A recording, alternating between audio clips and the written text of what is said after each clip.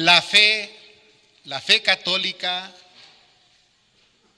toda clase de fe en todas las iglesias y religiones está en crisis.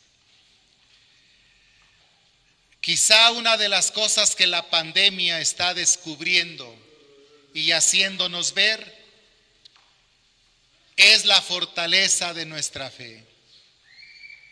Pero independientemente de la situación que vivimos, todos notamos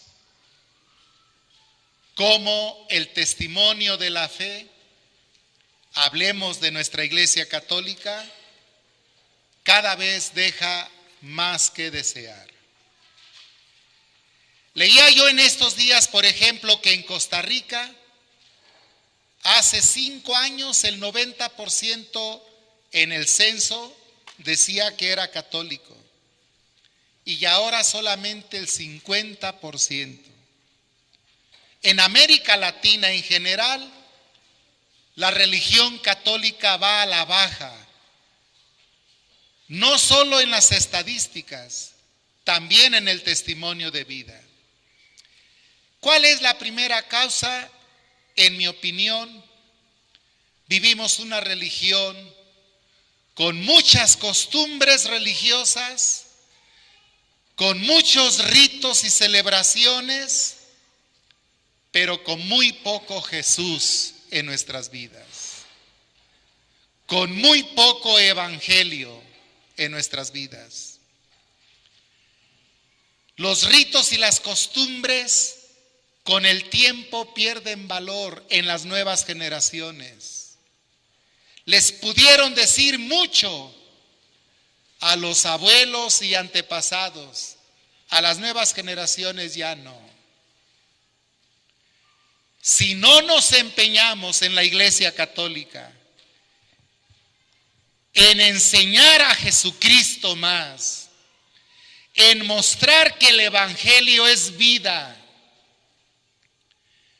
si no nos empeñamos más, como dicen los mejores pastoralistas hoy en día, volver a Jesús, volver a conocer a Jesús, volver a enamorarnos de Jesús, volver a entusiasmarnos por Jesús y su evangelio. Si no logramos eso, la Iglesia Católica cada vez estará más a la baja, más apagada y con menos testimonio en los ambientes y en los lugares. Volver a Jesús. Esa es la carencia principal que tenemos en la Iglesia Católica. La mayoría de los católicos no conocen a Jesús. La mayoría de los católicos no han leído los evangelios, pero sí tienen muchas costumbres de novenas, de rezos, de caminatas, tantas cosas, muchas tradiciones. Y por cierto, si somos sinceros, todas esas costumbres y tradiciones a muy pocos les cambian la vida. A muy pocos les dan vida nueva en Jesús. Simplemente se practican y sigue igual. Por eso necesitamos volver a Jesús, anunciar el evangelio de Jesús. Y eso es lo que vamos a vivir en estos días. Vamos a empezar con este Jueves Santo. ¿Qué hizo Jesús? ¿Cómo actuó Jesús? ¿Cuáles fueron los sentimientos de Jesús? ¿Qué debemos aprender de Jesús? Si vivimos así la celebración, vamos a tener Pascua, vamos a tener el paso de Dios por nuestras vidas, vamos a experimentar liberación, vida nueva. La Pascua sucedió en una cena y podríamos decir que el Jueves Santo es la invitación al cambio y renovación de mentalidad en nosotros cambio y renovación de nuestra mentalidad en nosotros si queremos ser seguidores de Jesús. Porque ese es un problema que tenemos. Queremos seguir a Jesús, pero no cambiar de ideas. Queremos seguir participando como creyentes, pero seguir con lo mismo siempre. Vamos a ver cómo Jesús en las distintas comidas que nos cuenta el Evangelio nos enseña eso, a tener una mentalidad abierta, a cambiar de ideas, a dejarnos liberar de nuestra manera de pensar que nos tiene siendo los mismos siempre, especialmente en el campo de la fe.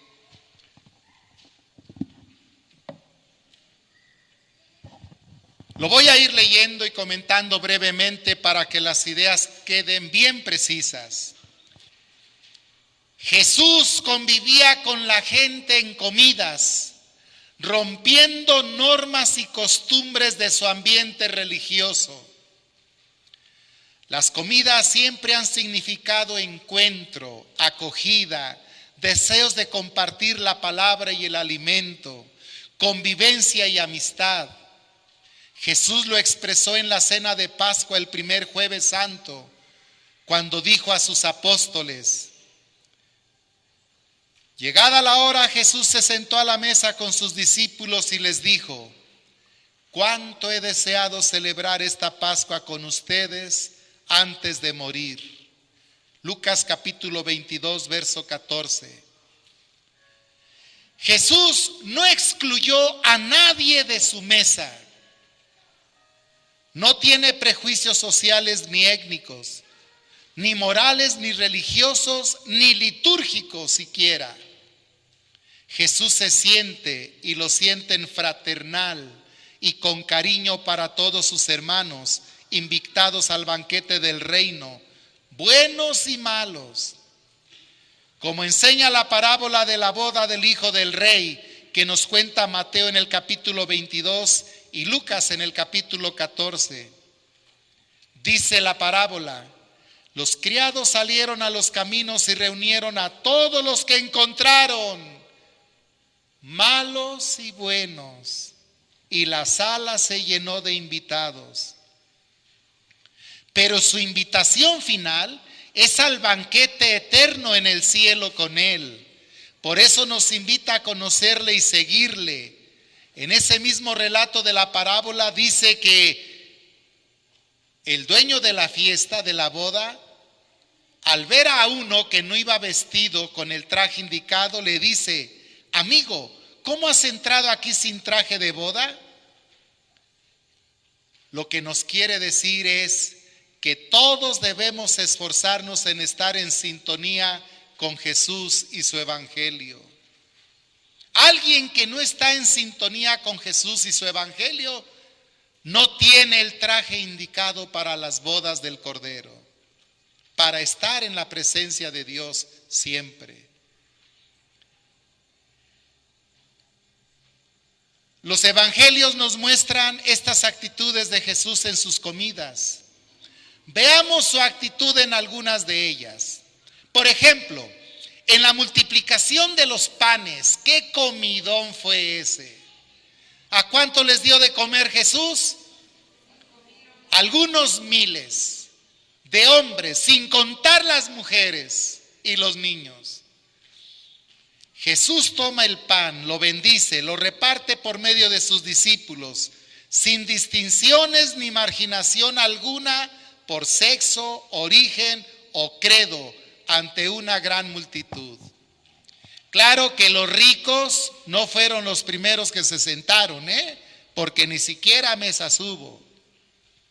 Claro que los jerarcas, quizás si hubiera obispos o presidentes municipales o gobernadores, estarían en primera fila. No había nada de ellos y no había lugares especiales. Claro que Jesús no discriminó a los que no lo seguían con frecuencia porque había un grupo que lo seguía con frecuencia. Y ese día, cuando miraron la multiplicación de panes, imagínense, siempre ha habido gente gorrona. Imagínense cuánta gente se le juntó y Jesús no lo discriminó. Dio de comer a todos. Jesús no distinguió entre los buenos y los malos. No dijo, a ver, los que nunca se paran en el templo, aquí están aprovechando nomás para comer gratis. No hay comida para ustedes, solo para los invitados. Jamás. Jesús multiplicó los panes y comieron todos los que estaban con él. Estamos aprendiendo las actitudes de Jesús. Acordémonos cuando Jesús come en la casa de Leví o Mateo. Mateo era publicano, recaudador de impuestos. Y allí dice el Evangelio, en esa comida había cobradores de impuestos y pecadores. Y por esto lo criticaban los maestros de la ley, del grupo de fariseos. Pero Jesús les reprende. No son los sanos los que necesitan médico, sino los enfermos. No he venido a llamar a los justos, sino a los pecadores. Marcos capítulo 2, Mateo capítulo 9 y Lucas capítulo 5. Acordémonos cuando Jesús se invita y come en casa de Zaqueo, ¿se acuerdan? Aquel hombre de pequeña estatura, que no tenía tamaño, pero le sobraba el dinero, riquísimo. Siendo recaudador de impuestos, era rico. Pero el evangelista agrega, por si hubiera dudas, era recaudador, jefe de recaudadores de impuestos y rico. Todo lo tenía, menos estatura y a Jesús. Pero Jesús se invita a comer a su casa. Después de que le ven el árbol, ¿recuerdan? Y le dice, Zaqueo, baja, quiero ir a tu casa. Se invita a Jesús a la casa de Zaqueo, que era jefe de recaudadores de impuestos, rico y trabajador de Roma. Nos cuenta San Lucas en el capítulo 19. ¿Se fijan cómo a Jesús le gustaba convivir con la gente? Y cómo las comidas era una ocasión especial que aprovechaba Jesús. La última cena era una comida por celebración de la Pascua. Pero en las comidas ordinarias, Jesús nos va enseñando su manera de pensar y de actuar, y que tenemos que aprender. Jesús rompió varias normas y costumbres judías en sus comidas. Lo repito, Jesús rompió varias normas y costumbres judías en sus comidas. Jesús comía con personas con las que un buen judío no podía ni debía compartir la mesa. Por ejemplo, publicanos, cobradores de impuestos, pecadores. ¿Qué pensará la gente ahora, por ejemplo, si a un sacerdote o a una persona muy entregada en la iglesia le ven conviviendo con gente de mala fama y de malas acciones? ¿No es fácil la crítica, la calumnia, la sospecha?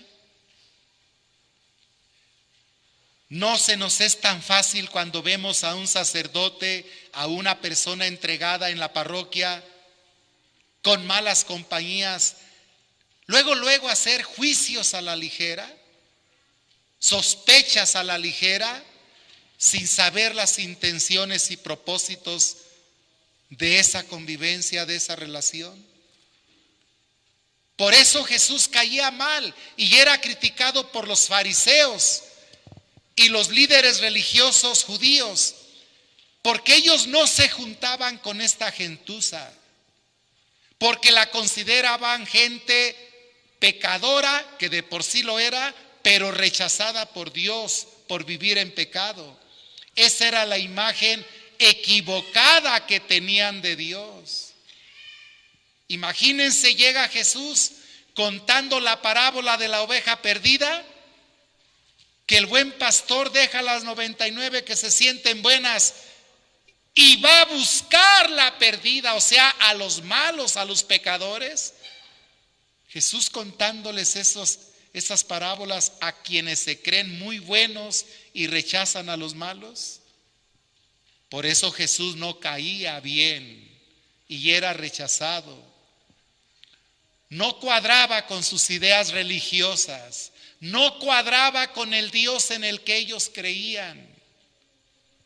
Así era Jesús, así habló Jesús, así actuó Jesús. Ahora entendemos las exigencias para sus seguidores. Ámense unos a otros. Los publicanos, recaudadores de impuestos y pecadores, con ellos convivía Jesús. Bueno, en Zaqueo, en la casa de Zaqueo, me brinqué mucho, perdón. Jesús comía con personas con las que un buen judío no podía ni debía compartir la mesa. Publicanos, cobradores de impuestos, pecadores. Nos lo recuerda el Papa Francisco en la homilía del Domingo de Ramos pasado. Decía el Papa en esa homilía: acogiendo a quien es descartado, acercándonos a quien es humillado por la vida, amamos a Jesús, porque Él está allí en los últimos, en los rechazados. Jesús no acostumbraba a ayunar ni lo pedía a sus discípulos. Atención, hoy que hay tanto fanatismo en que ayunen, mientras más ayunen, y ahí tenemos cáridas pálidas pero con corazones duros. ¿De qué sirve eso? Jesús no se interesó mucho por el ayuno, y una práctica tan común y tan difundida en su tiempo. Jesús no acostumbraba a ayunar ni lo pedía a sus discípulos. Le preguntaban: ¿por qué los judíos de Juan y de los fariseos ayunan y los tuyos no? Esa pregunta se la hacen a Jesús. Quiere decir que no era una costumbre entre ellos, aunque la mayoría de la gente que se sentía buena y religiosa lo hacía, ayunaban. Jesús no acostumbraba a eso, por eso le echan en cara esa actitud. Y les responde que más importante es, ¿qué? Fuerte, a ver, léanlo, que más importante es seguirle y vivir unidos a Él que el ayuno. Cuando les dice Jesús: ¿pueden ayunar los invitados al banquete de bodas mientras está el esposo con ellos? Es decir, si están conmigo, si están aprendiendo de mí, si están siguiéndome, no necesitan el ayuno. Ustedes ayunan y no me aceptan. Ustedes ayunan y no me creen. Por eso les decía: hipócritas, sepulcros blanqueados. Cuidaban más las apariencias del ayuno que aceptar a Jesús y su evangelio. ¿Está claro eso o no? Jesús descuida costumbres y tradiciones rituales de obligación en la comida, como lavarse las manos antes de comer. Sabemos que esto es higiénico, pero Jesús se opone a la mentalidad de hacerlo por y como ritual mandado por Dios. Eso es la oposición de Jesús. Desde luego que es bien lavarnos las manos antes de comer, pero los judíos, si no lo hacías, te veían como infiel a Dios, pecador. No cumples, y si no haces eso, Dios no te quiere. Claro que Dios me sigue queriendo si un día no me las lavo antes de comer. La mentalidad que tenían. Declara a Jesús que no hay alimentos que hagan impura a la persona, y les reprende su hipocresía al dejar a un lado la palabra de Dios y centrarse en estas costumbres y tradiciones del tiempo. Vean estas palabras duras de Jesús, escuchémoslas. Hipócritas, ustedes hacen a un lado lo que Dios manda para seguir sus, ¿no se oyó? Sus, ¿más claro? Ustedes hacen a un lado lo que Dios manda para seguir sus tradiciones y costumbres. Por eso chocaba Jesús. Un pueblo lleno de tradiciones religiosas, lleno de rezos y costumbres religiosas, pero no acepta a Jesús, no cree en Jesús, no le abre su mente ni su corazón a Jesús. ¿No seguirá pasando eso en muchos católicos todavía? Pregunto, ¿qué creen? ¿Sigue pasando o no? Sus comidas eran experiencia de liberación, alegría y cambio en las personas que lo acompañan. Zaqueo repartió la mitad de sus bienes a los pobres y regresó 4 veces lo robado. Se liberó del apego al dinero y los bienes, la avaricia, la ambición, el egoísmo. ¿Se acuerdan? Cuando Jesús va a comer con Zaqueo, a convivir con él. Por eso Jesús declara, díganlo conmigo fuerte: hoy ha entrado la salvación a esta casa, pues el Hijo del Hombre ha venido a buscar y salvar lo que estaba perdido. ¿Ven lo que lleva a Jesús a la casa de Zaqueo? Liberación, liberación de la avaricia, liberación del apego a los bienes, de la ambición, del egoísmo en Zaqueo. Los publicanos, recaudadores de impuestos y pecadores, tan marginados y mal vistos por todos, se sienten aceptados y valorados como personas al convivir con Jesús. A los discípulos de Emaús que regresaban desanimados y tristes por la muerte de Jesús y sus ideales de cambio al ser crucificado, después de cenar con él, dice el Evangelio, se les abrieron los ojos, lo reconocieron y volvieron a prenderse en el amor y seguimiento de Jesús. En aquel mismo instante se pusieron en camino y regresaron a Jerusalén contando lo que les había sucedido. ¿Hubo un cambio en los discípulos de Emaús o no? Iban desanimados, vuelven entusiasmados. Iban tristes, vuelven alegres. Iban desilusionados de Jesús porque le habían crucificado y muerto, y regresan felices por Jesús, le han encontrado. ¿Jesús produce cambios o no? ¿Liberaciones o no? Ahora entendemos la exigencia para sus seguidores. La multiplicación de los panes es una vivencia y enseñanza de fraternidad y no marginación por ningún motivo ni condición. Ahora entendemos las exigencias para sus seguidores. Levanten su mano los seguidores de Jesús. ¿Listos, Allá también estoy seguro de los que nos están mirando. Las exigencias de Jesús para sus seguidores hoy, Jueves Santo. Ámense unos a otros como yo los he amado. En esto se conocerá si son mis discípulos, en el amor que se tengan unos a otros. Pero amar al prójimo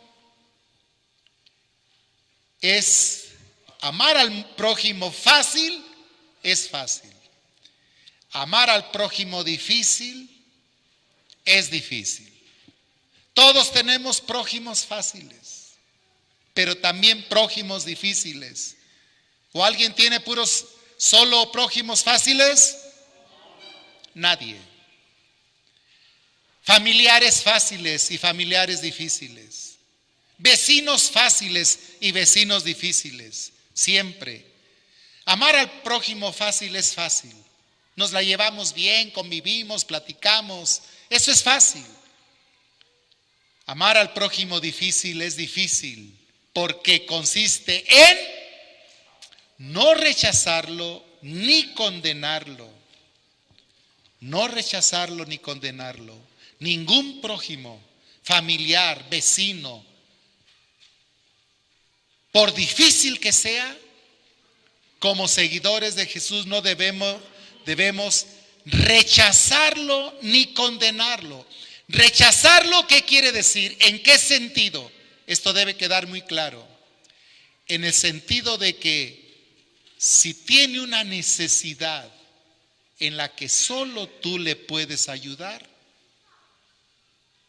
un cristiano debe tender la mano, que solo tú puedas ayudar. Que quede claro eso, que necesite de ti porque nadie más puede facilitar o ayudar en esa necesidad. Eso es no rechazarlo.